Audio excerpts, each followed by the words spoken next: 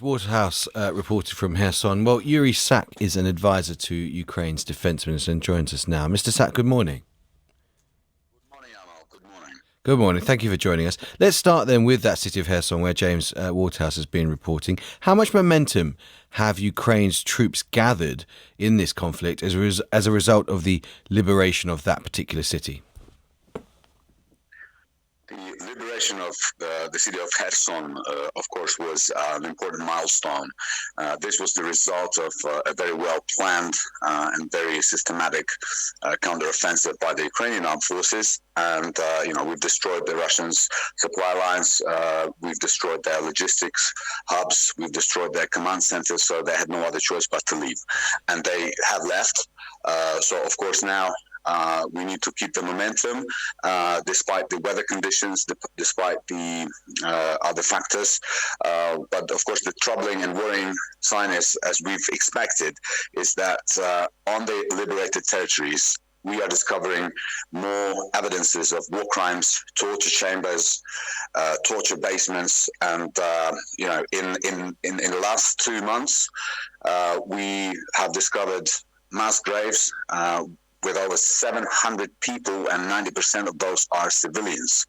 And we've discovered over 20 torture chambers in the Kherson region and in the Zaporizhia region. So this is something we'll have to deal with, of course, properly after the victory.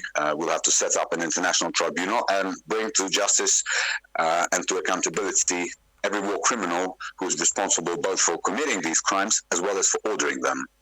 You mentioned Zaporizhia. There's obviously this huge nuclear power plant, Europe's biggest there. How concerned are you, how concerned should we be about reports of explosions at that Russian-occupied site over the weekend?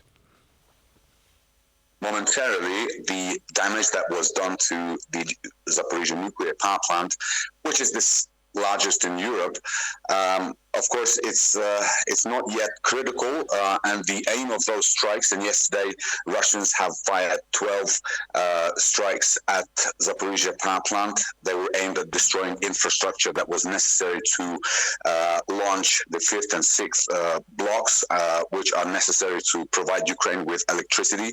So this attack yesterday is part of Russia's genocidal campaign to freeze Ukrainians to death, to deprive Ukrainians of electricity.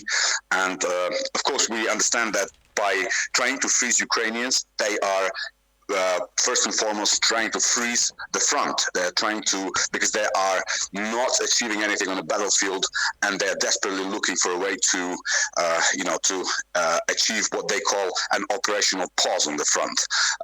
But we say to that there will be no pause from our side. We will continue our counteroffensive, and we will continue to rely on our partners to provide us with the sufficient weaponry. Yuriy, advisor to Ukraine's defence minister. Thank you so much for joining us.